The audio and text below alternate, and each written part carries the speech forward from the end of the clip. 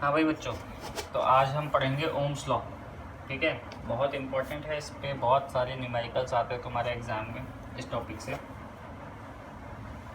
तो क्या है ओम्स लॉ? ओम्स लॉ ओम एक साइंटिस्ट था। उसने ये बताया कि जो करंट होता है I is directly proportional to V। जो करंट होगा वो पोटेंशियल डिफरेंस के डायरेक्टली प्रोपोर्शनल होगा। ठीक है, एट कांस्टेंट टेम्परेचर। बहुत सारे फैक्टर्स डिपेंड करते हैं, तो यहाँ टेम्परेचर को हमने कांस्टेंट लिया है, वो आगे पता चलेगा क्यों। तो I is directly proportional to V, मतलब current is directly proportional to potential difference.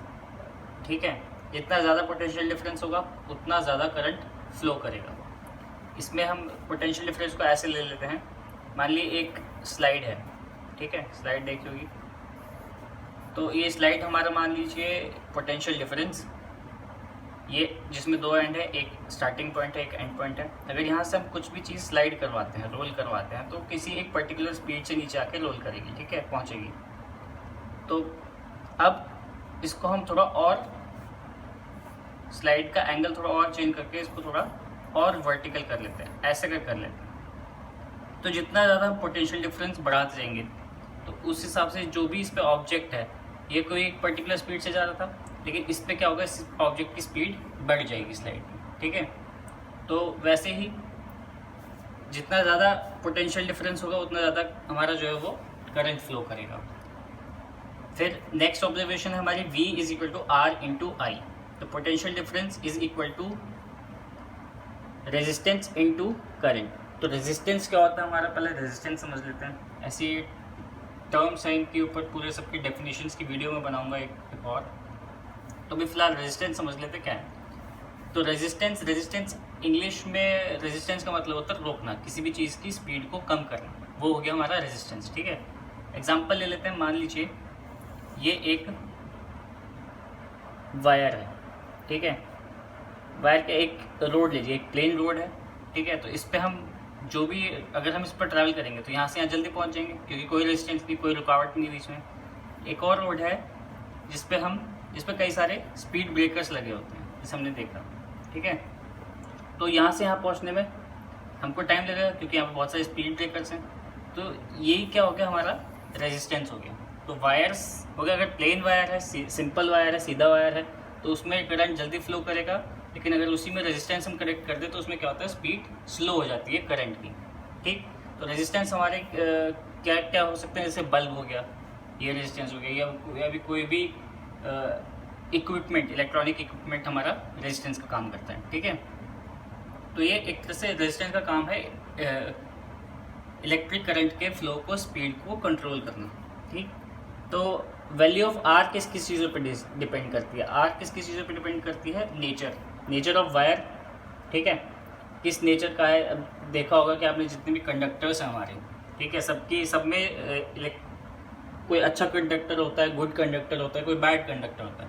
Good conductor और बैड कंडक्टर का क्या मतलब है कि गुड कंडक्टर भी कंडक्ट करता है इलेक्ट्रिसिटी और बैड भी इलेक्ट्रिसिटी कंडक्ट करता है। लेकिन गुड कंडक्टर में इलेक्ट्रिसिटी आसानी से फ्लो हो जाती है। ठीक है, तो जो हमारे बैड कंडक्टर होते हैं वो उनमें हाई रेजिस्टेंस होता है और इलेक्ट्रिसिटी को फ्लो होने में, पास होने में टाइम लगता है। गुड कंडक्टर्स में लो रेजिस्टेंस होता है, तो हमने उसमें पास होने में उसको कम टाइम लगता है। ठीक है, तो अब आप बड़े हो गए हो, तो आपको जो डेफिनेशंस पढ़नी पड़ेंगी वो रेजिस्टेंस की इसी हिसाब से पढ़नी पड़ेंगी कि गुड कंडक्टर्स और बैड कंडक्टर्स में आपको रेजिस्टेंस वर्ड यूज़ करना पड़ेगा। तो गुड कंडक्टर्स की डेफिनेशन ये होगी, good conductors are those conductors in which have very low resistance. ठीक है, और बैड कंडक्टर्स वो हो गए जिनमें बहुत हाई रेजिस्टेंस होता है।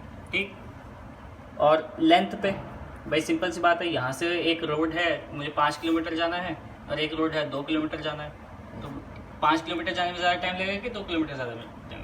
ठीक है, उसी से लेंथ पे और टेम्परेचर हो गया, ये सब कंडक्टर की इन सब चीज़ों पे हमें बहुत इफेक्ट करता है इलेक्ट्रिक करंट को पास होने में। ऑब्जर्वेशंस हमारी क्या क्या हैं, करंट डायरेक्टली प्रोपोर्शनल होता है पोटेंशियल डिफरेंस के, ये हमने पहले ही पढ़ लिया था।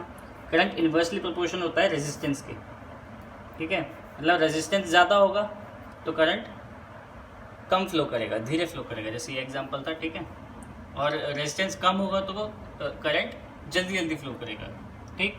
ऐसा यूनिट ऑफ रेजिस्टेंस हो गई हमारी ओम, ठीक है, यही बताया था ओम ने। तो ऐसा यूनिट हमारी रेजिस्टेंस की ओम हो गई। 1 ओम कितना होता है, 1 वोल्ट अपॉन 1 एम्पेयर। यहाँ से हम निकाल सकते हैं, आर यहाँ रहेंगे, वी को नीचे ले आएंगे, आई हो जाएगा, वी का वोल्ट और फिर करंट का एम्पेयर, तो इसलिए 1 ohm equal to 1 volt upon 1 ampere. इसके ऊपर एक न्यूमेरिकल देख लेते हैं। न्यूमेरिकल में बोला है एक सर्किट है जिसकी 24 वोल्ट की बैटरी लगाई हुई है और उसमें एक रजिस्टर लगाया हुआ है 60 ओम्स का, तो करंट कितना होगा। तो हमारे पास क्या क्या गिवन है, वोल्ट, वोल्ट क्या होता है हमारा पोटेंशियल डिफरेंस, पोटेंशियल डिफरेंस मतलब V इज इक्वल टू 24, और क्या गिवन है 60 ओम, मतलब हमको R गिवन है कितना 60 ओम, ठीक है। तो R क्या होता है हमारा V upon I which is equal to, अब R कितना दे रखा है हमको 60 दे रखा है, V कितना है हमारे पास 24, I कितना है,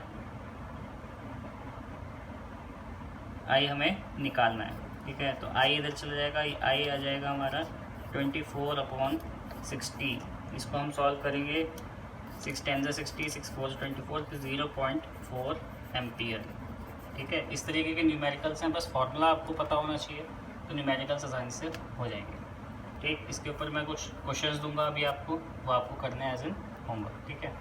आई होप आपको सबको समझ में आया होगा।